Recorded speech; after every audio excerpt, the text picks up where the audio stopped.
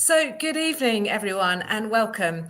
So I'm Caroline Farrow from CitizenGO, and tonight we're discussing a major UK story which has got some global implications, and that is a proposed trial of puberty blockers that should be taking place very soon on the NHS, and that's puberty blockers being tested on children, and the legal challenge that's being prepared to stop it. Our guest is James Esses, a former barrister and trainee psychotherapist, known internationally for raising safeguarding concerns in child gender medicine. Wherever you're watching from, please say hello in the chat, share the stream, and stick around as well. If you've got any questions, put them in the Q&A. And just as a quick note, nothing in this broadcast is medical advice. We are just discussing policy, ethics and law. And we're going to try and keep the language as simple and accessible as we can for people who are watching from overseas. So, James, welcome. Thank you for joining us. And I know a lot of people in the UK know who you are, but for people who are watching us from abroad who don't know, who are you and how did you arrive at this issue? Yeah, it was a funny old journey, Caroline. But I mean, look, basically, when I was in my training to be a psychotherapist, I was becoming concerned about the influence that gender ideology was having on the profession. I was becoming concerned about the fact that for a mental health condition, gender dysphoria, the clients, including young children, were being pushed down a medical pathway rather than a therapeutic pathway. You know, that seemed to fly in the face of good therapeutic ethics. So I started to speak out about it. I joined forces with some other like-minded therapists, and we've been fighting a bit of a battle over the last few years in the United Kingdom to try and stop children being used as guinea pigs, essentially. And, you know, I've had my own personal battles in this space, and I had to fight some litigation a couple of years ago because I was essentially excommunicated from the therapeutic establishment in the UK because they didn't like what I had to say on this. But thankfully that litigation's over and it fell in my favor. And so now I'm just trying to do whatever I can to safeguard children, because I mean, this is, as far as I'm concerned, the kind of the safeguarding atrocity of our time. I mean, I still can't believe that we've allowed so much damage to be done to so many vulnerable children. It is. It's absolutely crazy. And, you know, you trained in psychotherapy after working as a barrister and raised safeguarding concerns. And that led to a really public dispute. And then obviously, as you said, an apology and a settlement. And what did that episode teach you about open debate and safeguarding in clinical training? It taught me that actually psychotherapy in the UK and I think abroad at the moment, unfortunately, is kind of the antithesis of safeguarding. And it's not just on the training courses, it's the policies and the directives being handed down from all of the therapeutic regulatory bodies, you know, and it's not just me. I know many long-standing qualified therapists in the UK who have been hauled in front of disciplinary panels because they've dared to make the same points that I've made. So we're not in a good state at the moment. There's legislation on the horizon in the UK to ban quote unquote conversion therapy, and that will make things even worse because that will essentially criminalize therapists who don't affirm this notion of gender identity in their child clients. Which is insane, really, because when we talk about conversion therapy, you're talking about trying to force somebody to change from, you know, one being or one set of feelings to another. And that's not really what therapy is about, is it? Therapy should be about coming to terms with yourself and your feelings. Correct. The therapy that I offer, which is explorative therapy, is the antithesis of conversion therapy, because we're not trying to change anyone. We're trying to get them to a place where they're able to accept reality and accept themselves as they are. I argue that the real conversion therapy is convincing children that if they take some medication and have some surgery, that they can become the other sex. That's the conversion.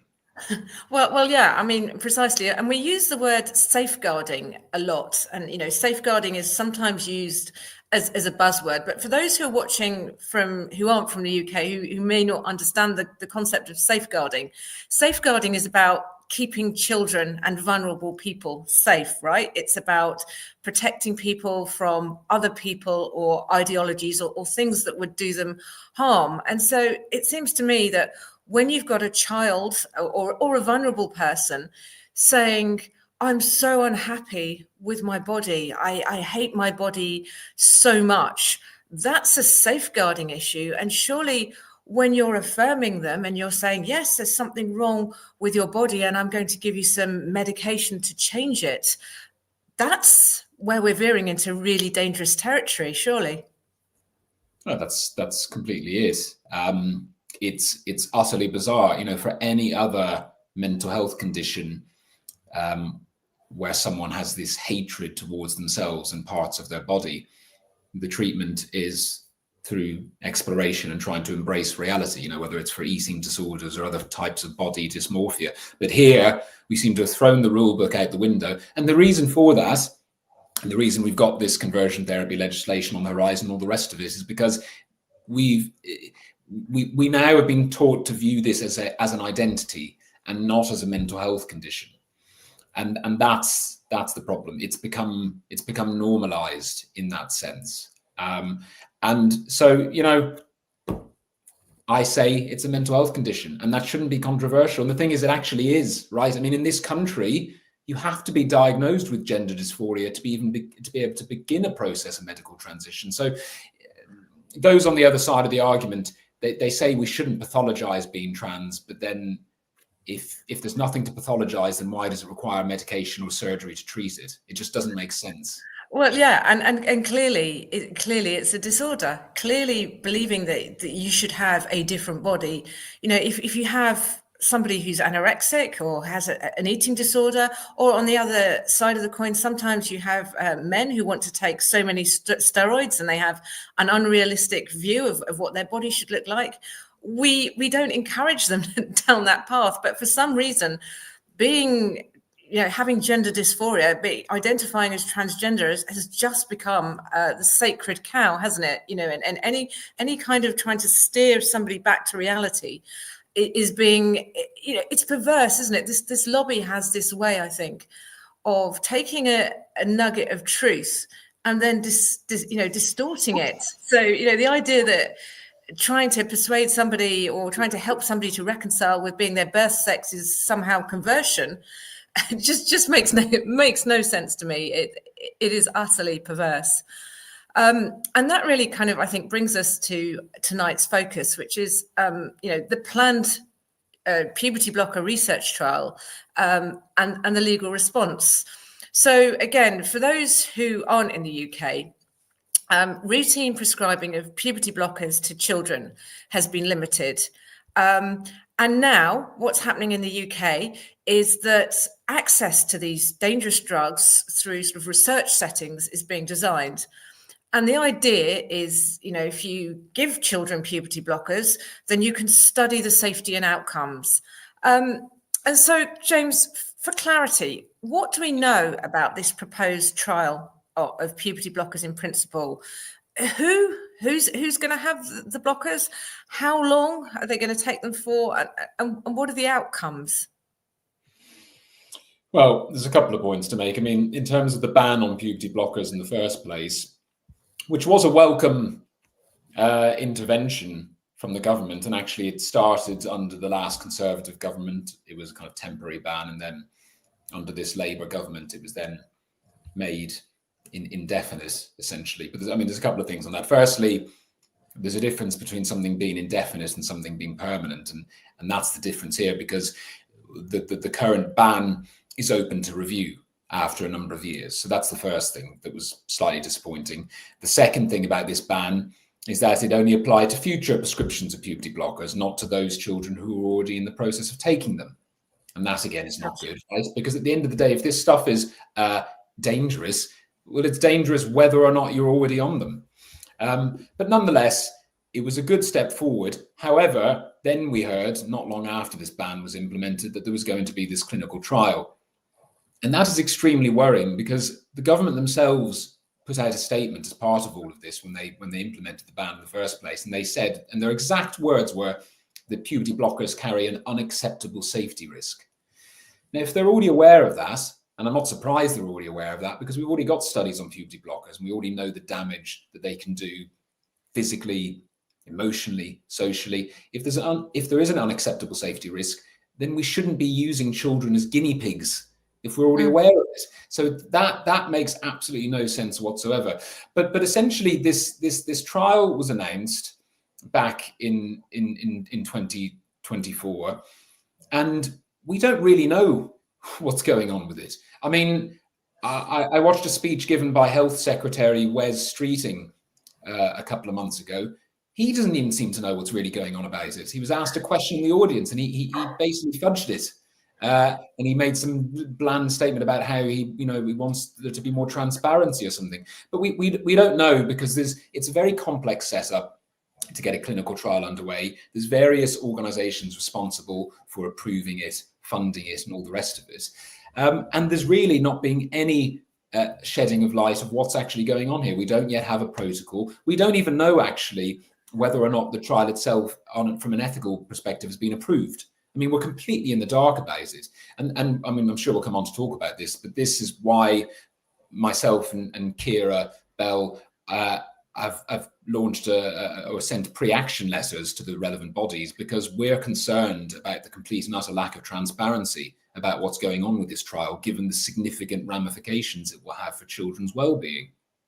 So, and I'm sorry, I'm just looking at the comments, and I can see as well, Dennis Kavanagh has said, it's also worth emphasizing that in 2012, there was a patient's survey of children who were sent to the Tavistock Clinic. So the Tavistock Clinic in London was the major clinic where they were treating children who had gender dysphoria, who believed that they were the opposite sex. And as Dennis said, this survey of patients going through the Tavistock showed that the cohort was 80 to 90% same-sex attracted. And the rates of autism among these children was particularly high. So, we are talking about some already very vulnerable children who are, battling, a childhood is hard enough. Being an adolescent, growing up is hard enough. And then you add in, complexities, like you might be same-sex attracted, which, brings, can often bring a lot of stigma and challenge to it. And then you have people who are, two of my children have autism, and I know only too well the problems that go hand in hand with that diagnosis. These are children that are not finding, children who are same-sex attracted, children who are diagnosed with autism, are struggling to work out their place in the world. Where do they fit in? What is their identity? Who they are? And particularly children with autism have a very fixed mindset. They hone in and they focus in on things very, very quickly. So particularly when they don't very often sort of subscribe to gender stereotypes, so girls with autism very often, they don't go down this ridiculous pink princessy route, playing with dolls, all the ways in which society says that girls should supposedly behave like girls, or boys should behave like boys. Boys shouldn't like cooking, and boys shouldn't like design and art. We're still very kind of stereotyped. And so children with autism very often don't fit into those stereotypes. I know from my own children, most of my own children haven't conformed to stereotypes. And so they're looking to fit in, and they see their peers and they go, oh, okay, I'm not like you. Perhaps I'm actually really a boy, because I like doing these activities which are more traditionally associated with what boys like to do. And then they sort of get into this spiral online. They look at all the websites and they have people affirming them, saying, well, perhaps. And then what happens, and I've seen this in my own experience, one of the things that children with autism really struggle with is, communication, social communication. And suddenly they get the diagnosis and they have a new name and shiny new pronouns, and suddenly they're the cool kid in school. Suddenly they're the ones getting all the affirmation, and being trans seems great at that point because they're cool, they're getting the positive attention. Everyone's being very careful. It's a shiny new identity. And it's really only, a couple of years later when they think, hang on a minute, this isn't necessarily what I thought I wanted. And we've seen that with Keira Bell, haven't we? Yes, we have. And Dennis makes a good point there. And it's difficult enough being a child going through puberty just in and of itself, right? It is a challenging time. A lot of unexpected changes going on, a lot of changes that children may not want in that moment, right? I think we can all probably think back to our own experiences of puberty and recognize that, but it's the sheer number of comorbidities that exist alongside a diagnosis of gender dysphoria. And yes, autism is crucial. And every single one of my teenage clients who believe themselves to be trans have all been diagnosed with autism, bar none. And that has been consistent since I set up practice. So there is something here, and similarly around same-sex attraction as well. Again, and I think the suspicion is that if the vast majority of these children were just left alone, essentially, gender dysphoria would simply fade, or they would grow up and be same-sex attracted adults, having not gone through medical and surgical mutilation. So that's crucial. You reference Keira Bell, who's my colleague in this legal action that we are bringing together.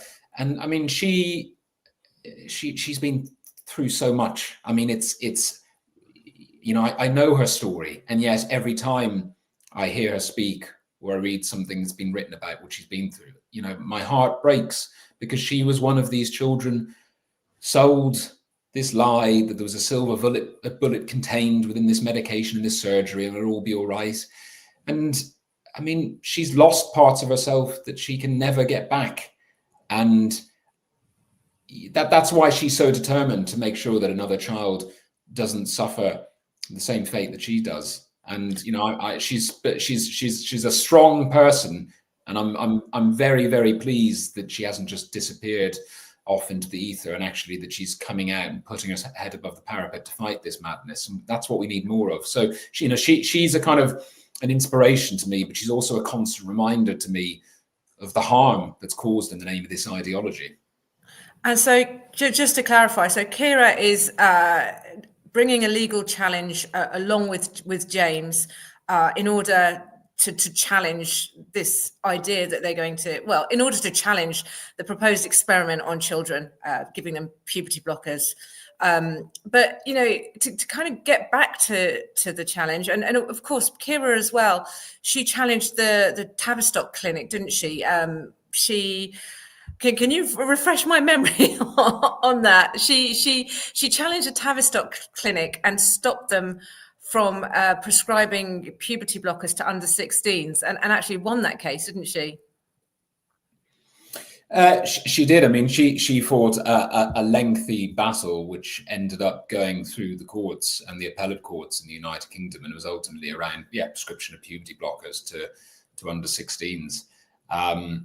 And she won it and then lost it on appeal. And but the crucial thing about what Keira did was that it raised awareness, not just on a national scale, but on an international scale, actually, in terms of the harms that have been caused in the name of this ideology, and actually started having the debate in the first place in this country about puberty blockers.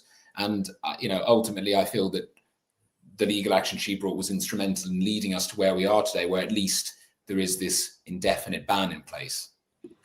So I guess, playing devil's advocate for a moment, we know nothing about this trial. As you said, we know absolutely nothing. There's been this conspiracy of silence.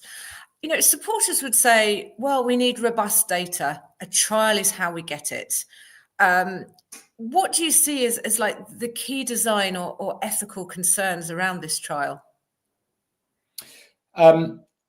It flies in the face of good clinical ethics, because we already know what the serious adverse consequences of puberty blockers are, right? And they're numerous, whether it's reduced bone density and an early onset osteoporosis, whether it's concerns around brain swelling and brain development, whether it's concerns about impairment of sexual functioning, the fact that it's starting someone on a journey towards potential infertility, and then all of the social elements as well. I mean, for a child to have their puberty blocked and to be kind of trapped in that state while all of their peers around them progress through puberty as normal, it's no wonder that the vast majority of children that start on puberty blockers go on to take cross-sex hormones. It's kind of it's the clearest example of a slippery slope.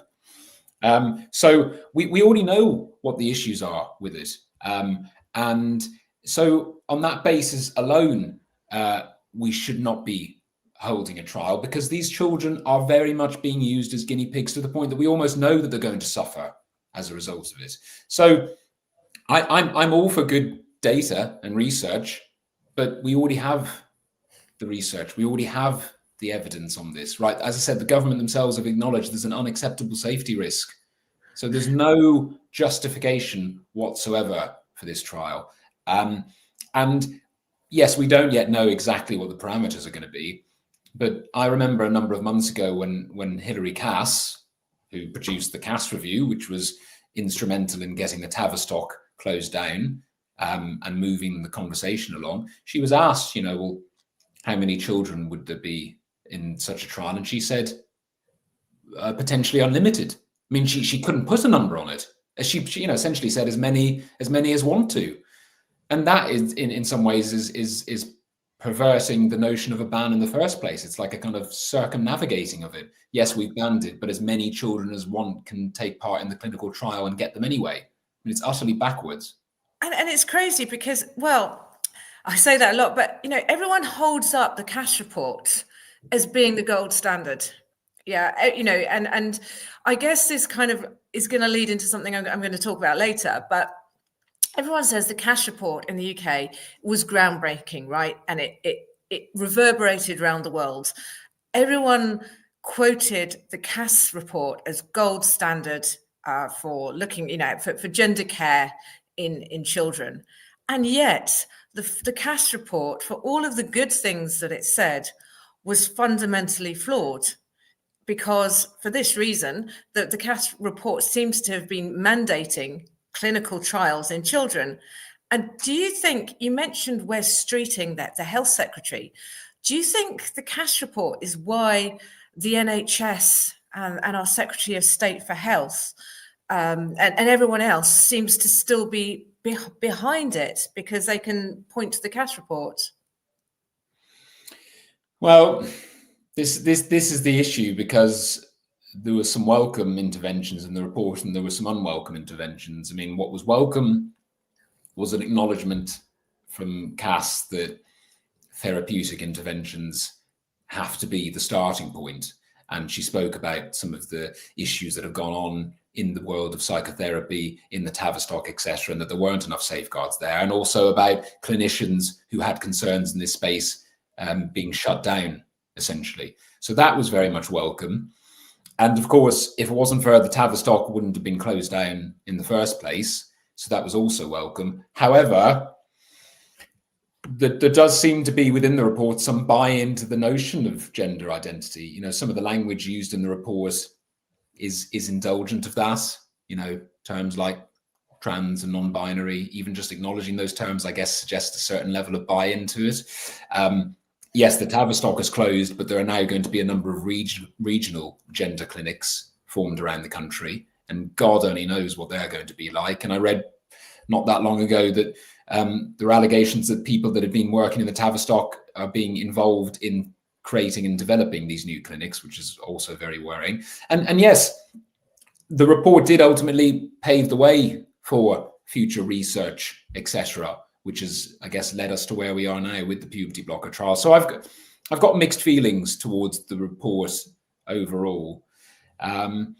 This is the thing, like Wes Streeting says a lot of good things. And as I said, at the end of the day, he did put in this ban on the puberty blocker. So you're thinking fantastic. But when you dig a bit deeper, you realize it's just not quite as good as it seems. And I still think a lot mean, this is a different topic, but I still think a lot of our politicians are utterly enthralled to gender ideology. I mean, it's not that long ago that our Prime Minister, Keir Starmer, was saying he believed that women could have a penis. And, he said that he's since changed his mind. But, I mean, God knows what he really thinks. And I guess, I saw Transgender Trends, a UK advocacy group today, announcing that they've banned puberty blocker trials in New Zealand, or not trials, they banned puberty blockers in New Zealand.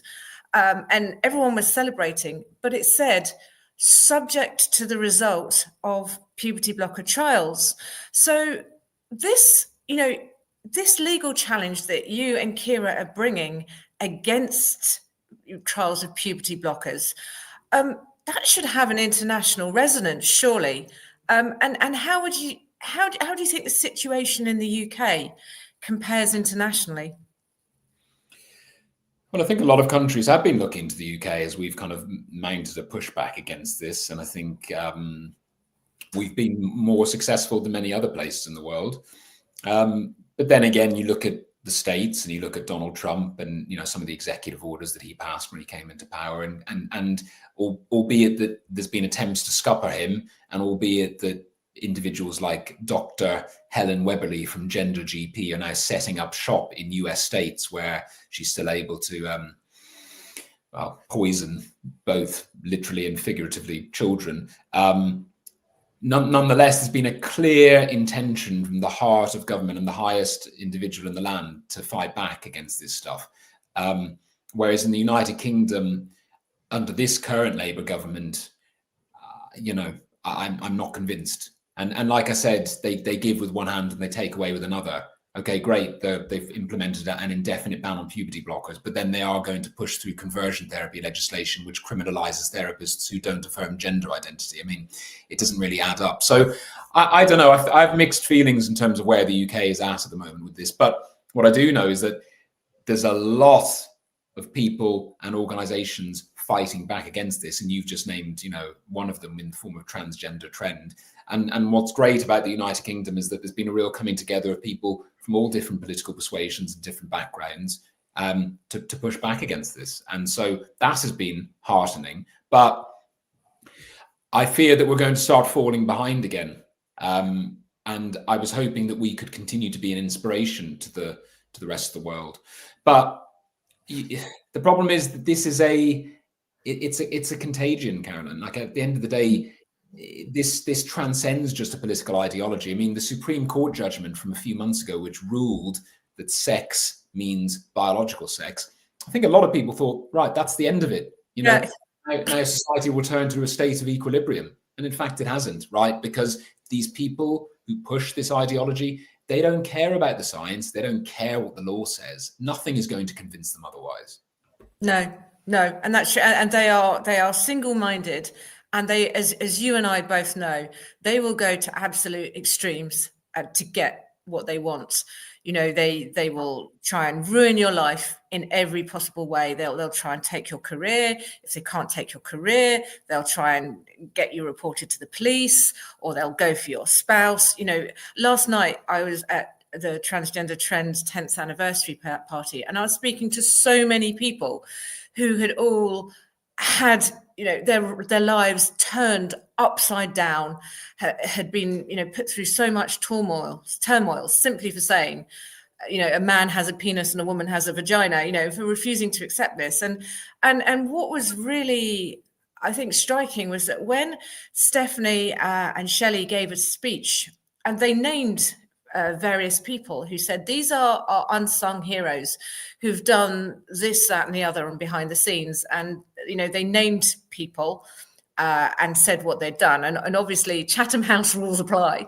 But it was really, what was so scary, right, is that all of the people that they named, there were these very brave women and men who have put up websites and who've done all sorts of activism, and a lot of the activism has been very much behind the scenes.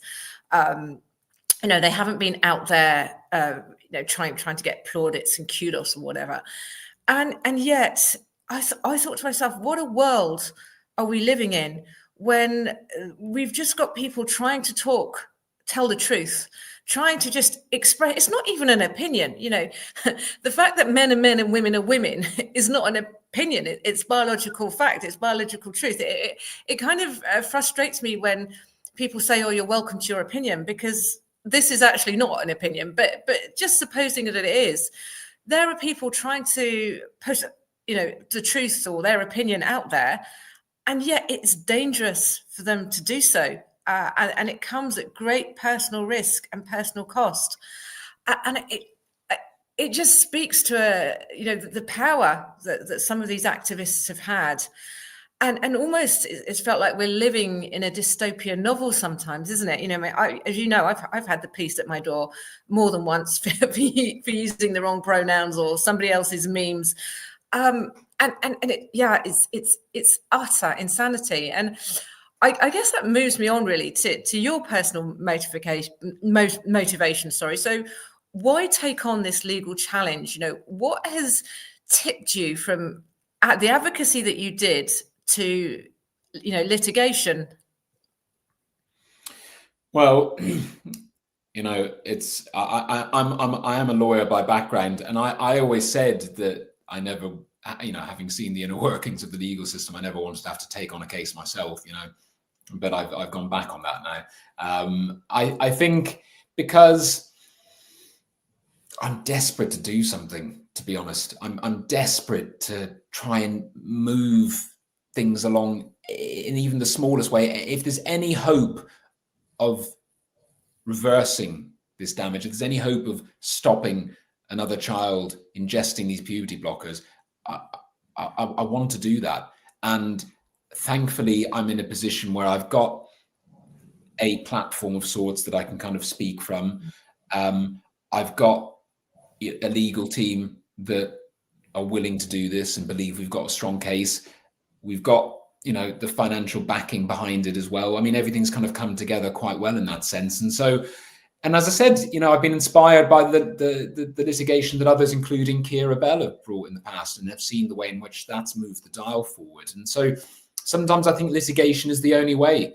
For me, as a former lawyer, I think it should always be the last resort, but sometimes it's the only resort. And I think, yeah. And I think as well, living in the UK, we're a common law system, and sometimes litigation is the only way that you can challenge an unlawful decision. And on the subject of litigation, I'm going to give a plug.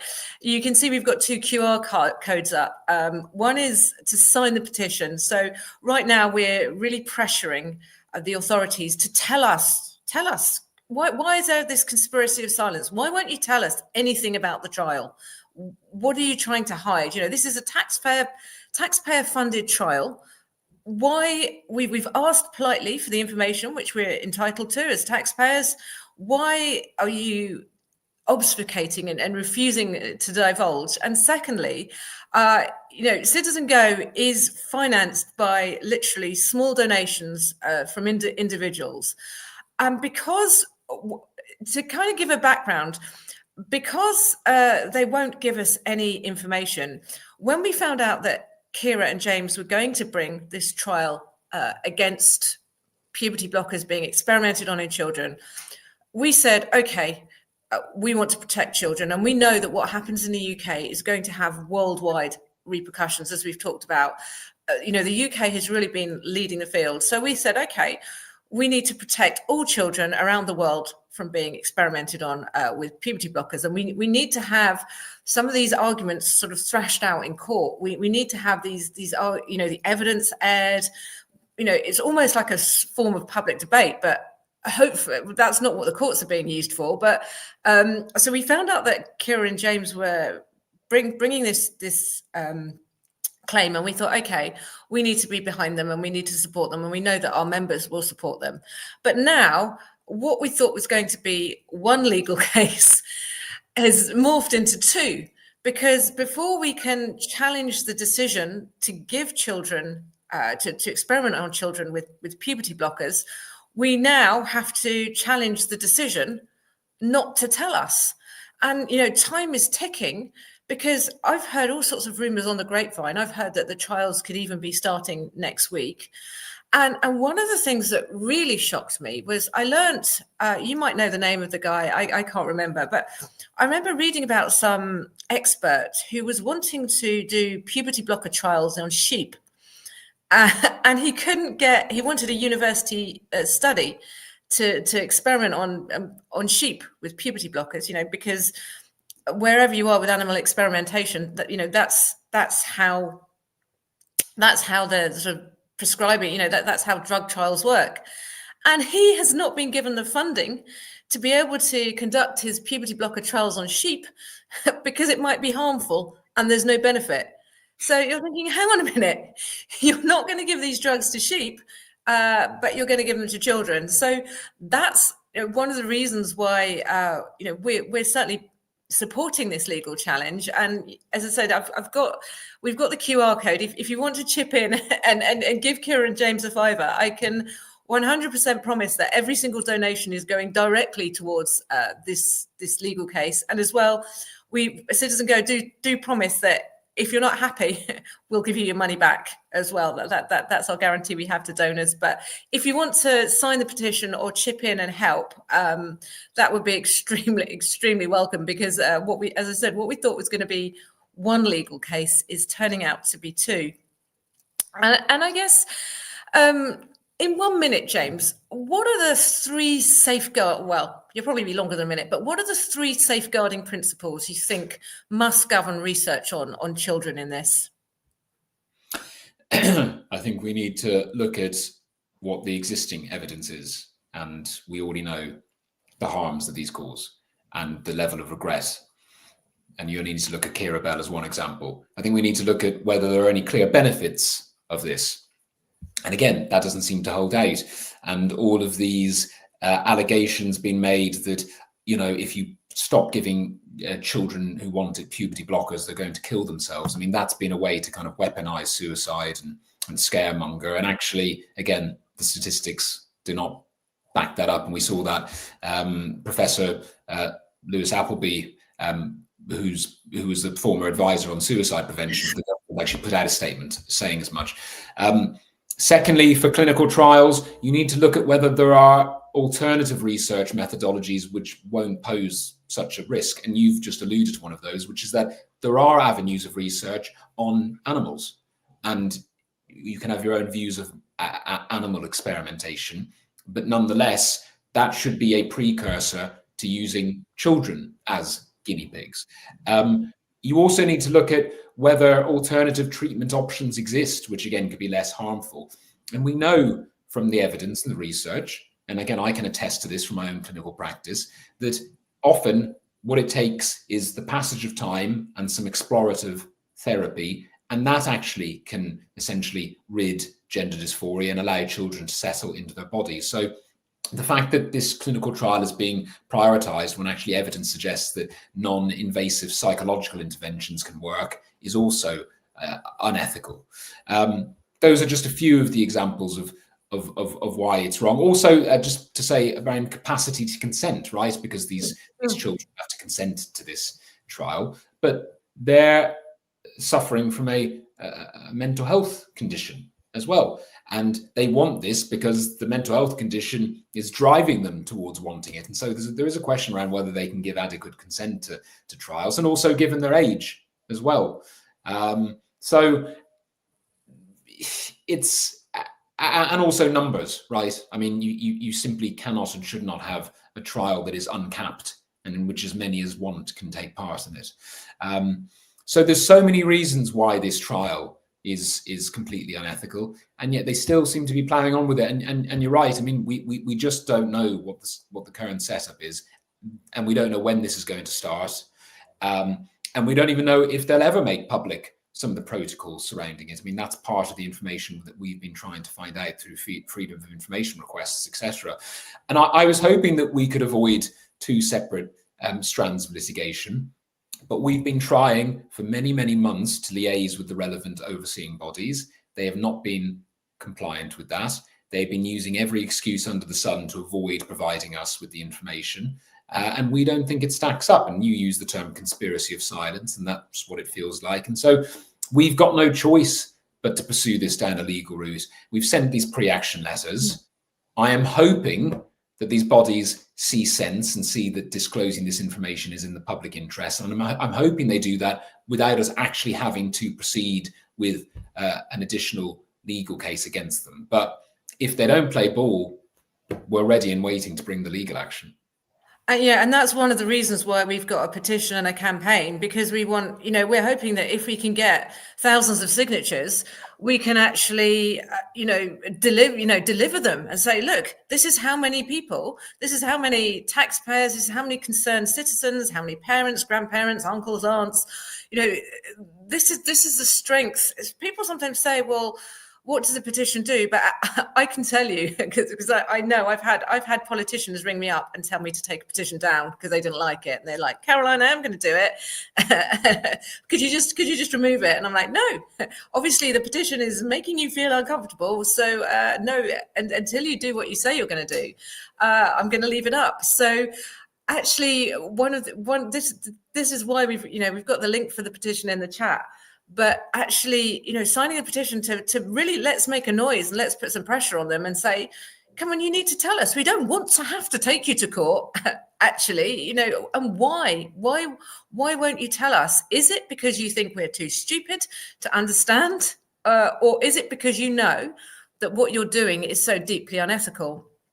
Because I think, going back to our original point, puberty, I mean, obviously I'm not a scientist, but puberty is a time when the body's laying down the foundations for the future. Your brain is laying down gray matter, your bone density. I remember when I was an adolescent or a teen girl, and I remember a PE teacher telling me off about eating too many crisps or whatever it was. And she said, Caroline, what you do now is really going to have health consequences for you later in life. And there is not, puberty is something that we're all supposed to go through.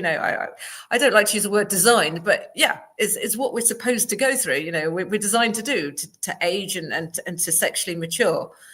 And actually what we're doing with puberty blockers is we're forcing the body to stop doing something that it would naturally do, and you think, how can that be healthy? How can that be right? The body is supposed to do this. Never before in human history have we said this process is this process is unnatural or this process is wrong. Puberty is wrong. Let's stop it. Nobody seems to be stopping just on a common sense level to say, hold on a minute, hold on, why are we doing this? And it seems to me that the only reason that we're doing this is to help children. I say help in inverted commas, but it's so that people who want to be the opposite sex will, in inverted commas, pass better as adults. It's like a cosmetic procedure, right? Well, this is part of the problem, because children of younger and younger ages have been told that to start on the puberty blockers so that they don't commence puberty in their biological sex, so that, yes, it's easier to pass going forward. So you've got this perverse situation in which children who haven't even started puberty yet are being given puberty blockers. They've not even had the opportunity to settle into themselves. And they're sold complete and utter lies. I mean, again, I work with a lot of teenage clients, and obviously as part of my work with them, I'm exploring options, I'm exploring pros and cons and all the rest of it. And so many of them tell me that they don't think, and from what they've heard at school, that there's any risks associated with puberty blockers and cross-sex hormones, and that these things are completely and utterly reversible. So they've been sold a complete and utter lie. And then it's no wonder that there's such a high regret rate once they've been down this path, because they were promised a silver bullet that just did not come to pass. And I think we need to also change what children are being taught in school in relation to this, right? Because this is... it's not surprising that children who are uncomfortable in their bodies and don't much like the changes coming with puberty are saying, well, I've been told that there's this medication I can take. It's just a pause button, just to give me some more time to think about it. It's okay. I can reverse it if I want to. I mean, why not? You can understand why a child could be but it's a complete and utter lie. For sure. And I know even children who don't have any identity issues, puberty is daunting. And you tell a 9-year-old girl, okay, you can take this pill and you won't grow breasts and pubic hair and you won't have periods. And they'll be like, great, because it's daunting and it's scary. And you can choose whether or not you do this later. It's presented as a sort of utopia or a magic panacea. And as you said, some of the campaigns we've run, I remember a few years ago, Waterstones were promoting this book, and it was shortlisted for a children's prize, and it was put on display in all the stores where it would get maximum footfall. As kids came in, they'd see this book on the table, and parents would think, oh, it's nominated for a prize, it must be really good. And this book was promoting this idea that the sooner you get puberty blockers, the better, and it was all reversible, and the body is something to be really hated. And there's been no one actually sort of pressing the common sense button. And one of the things I would ask you actually is informed consent, right, with minors and complex uncertainties. What does good consent look like in practice? And is actually consent possible? Can children actually genuinely consent to puberty blockers?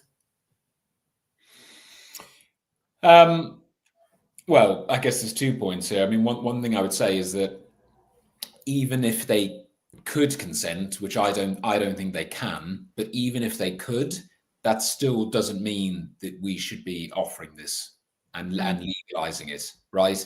And I say this for puberty blockers, for cross-sex hormones, and for sex reassignment surgery, because we have a lot of things that people might want to do to themselves that are not legal. There's extreme forms of body modification, for example, are already illegal in this country. And there was an individual jailed just a few months ago because people were going in and requesting that he chopped off an ear or such like. And you can't do that. Even an adult who says, I've thought it through, the pros and cons, I understand rationally what I'm doing, but I just don't want my right ear. Please cut it off for me. You can't get that legally in the United Kingdom. And we've got other things as well around female genital mutilation, all the rest of it. So it doesn't, even if people say they consent to these things, we still don't allow it. And because we have a safeguarding first approach on this, and we say that actually the harms outweigh the benefits, and I would apply that exact same measure to this. I actually don't really much care whether a child has really thought it through, because we know, as the adults in society, the harm that will be caused by this. We know that this is unfortunately a mental health condition wrapped up in delusion and not based on reality. And so on that basis, I don't much care whether they can consent or not. We should not be offering this to them. But separately, I don't think that they can consent anyway to it, because they do not understand the ramifications of it. They have a mental health condition which is driving this desire to go on this medication. And so, I think we live in a bizarre world in which a child in the United Kingdom cannot legally open a bank account or start a Facebook profile, but can consent to irreversible drugs. Yeah, it makes no sense. And I guess if there were parents watching, and well, I'm sure there are, what do you think parents should be told clearly and plainly before any enrollment on puberty blocker trials or any, or offered social transition? What do you think parents should clearly and plainly be told before they consider going down this path for their children? Well, what they should be told and what they will be told are two different things. And if they were told what they should be, they would probably never agree to allow their children to sign up to this in the first place. But nonetheless, I mean, to be honest, and I'm not joking here, I think that they should be made to sit down and actually listen to a detransitioner, someone like Keira Bell or someone else who's been down this path and has suffered emotionally and physically, and so that they can be fully aware of the implications of this. Because it's all well and good reading it on a bit of paper or as a case study, but parents out there who are considering whether or not their children should be allowed to partake in these trials need to know the real world consequences and the lives that have been destroyed by this. Yeah, for sure. And, one of the things that I mean, I've alluded. I obviously, because I've been through it, I'm always a little bit wary about speaking about my own children. But I know one of my daughters who is now through puberty. She went through a phase when she was 9 of wanting to be a boy. And we didn't shame her and we didn't attack her. We said, okay, why do you want to be a boy? And she said, well, because boys aren't scared of spiders. So I then introduced her to my friend who's a boy who was scared of spiders. And she said, oh, I'd like to be more powerful in the playground. So, if I'm picked on or people are mean, if I was a boy, they wouldn't pick on me so much. And that broke our hearts because, she was being picked on. But B, it was this idea that, somehow being a boy was going to be the answer to her problems. And unfortunately, age 9, she was, we've always been careful about what she consumes or all the children consume on the internet. So she wasn't able to go down any particular rabbit hole. And unfortunately, the school was pretty neutral on these issues. And she wasn't, she was just saying, oh, I think it would be easier if I was a boy. Now she's happily through puberty. And it's like, oh, yeah, I remember when I felt that. And even now she's not of an age where she can, consent to certain things. But it's just telling how, just a little bit of common sense and keeping the conversation open with children and saying, okay, I understand you feel like that. Why? Rather than sort of, there's this rush to pathologize. And I know my son, he's on the autistic spectrum. And, just yesterday, actually, we're really chuffed. He's just been granted a special school. And when he was a toddler, he would often go to the girls' dressing up box. He'd pull on a mermaid costume. We've got a picture that was just so funny. I would never publish it, but he got a cushion and shoved it up his mermaid costume and said, oh, I'm pregnant, and we just roared with laughter. Not at any point did we think there is something's wrong. There's a pathology. We've got to take him to the doctors. He's got to be diagnosed. And, and when he went to nursery, he tried on, all sorts of costumes in the dressing up box all the time. He loved a bit of jewelry. He loved a bit, and it was like, fine. This is just children exploring. They use play to explore concepts. Why do we have to sort of, and, my husband, because of this horrible society or this mentality that's taken hold, my husband was really worried that someone was going to say, oh, have you considered your son may be trans? And then we'd be roped down a whole pathway that, well, of course, we would never have gone down that pathway, but, we'd have probably been expelled as being bigots or reported as terrorists or something if we push back.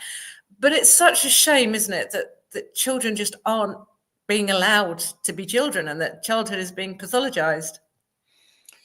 That's it. So much of this is wrapped up in stereotypes, and this forms the basis of a lot of my work with my teenage clients, particularly those with autism, because they have these rigid views of what boys should be and what girls should be. And I try and explore with them the notion that actually you don't need to conform to stereotypes if you don't want to. It doesn't mean that you're in the wrong body or that you need to change your sex. Some of the teenage boys I've worked with, if they don't consider themselves to be particularly masculine and manly, they don't think that that's strong. They like a more feminine appearance. They don't like their body hair or whatever else it might be. They like hanging out with girls.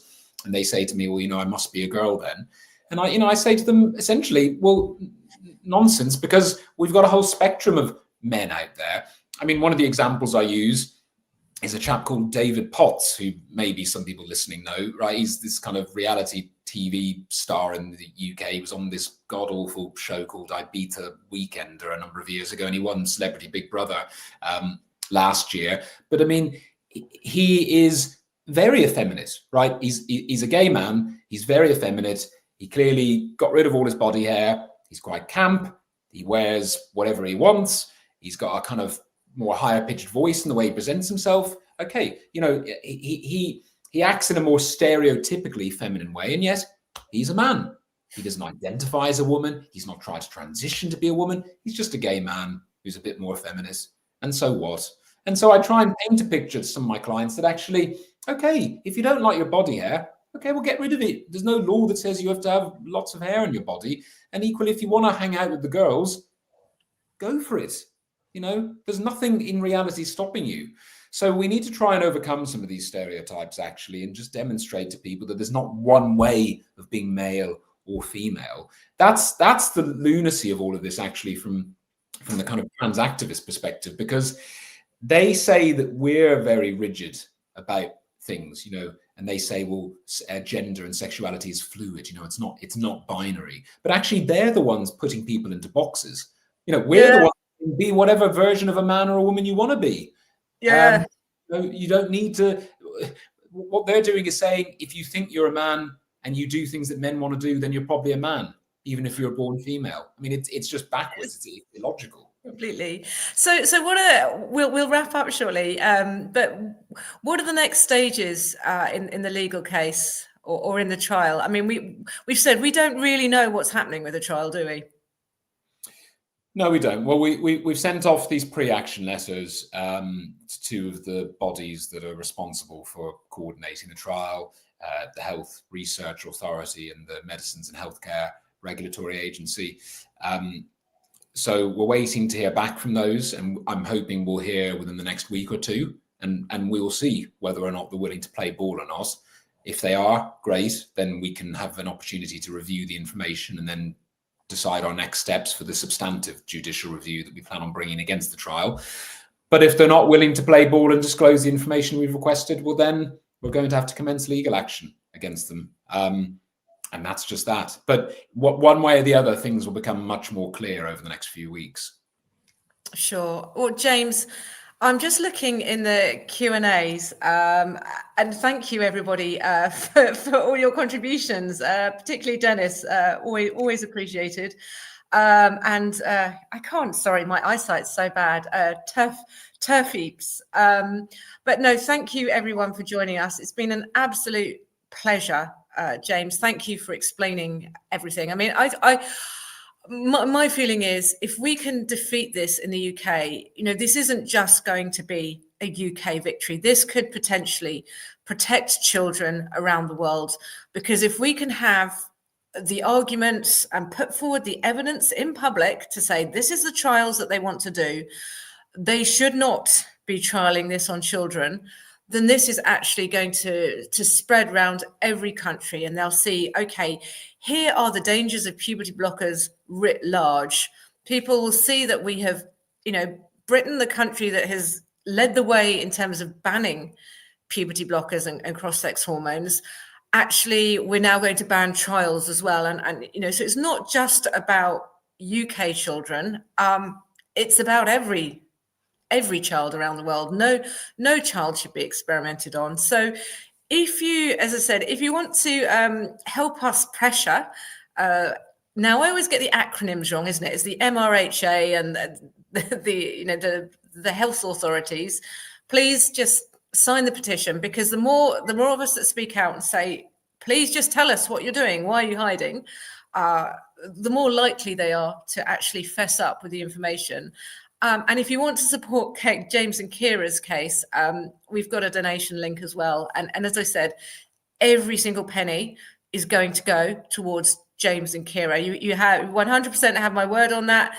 And CitizenGO as well. If you are ever dissatisfied by a donation, then we will just give it back to you. But it would really help. As I said, we've now got two legal cases that we're bringing. But, this is so worthwhile. And sometimes, you have to put your money where your mouth is and take these things to court in order to get it stopped. James, if there's one thing you want to leave the viewers with, what would it be?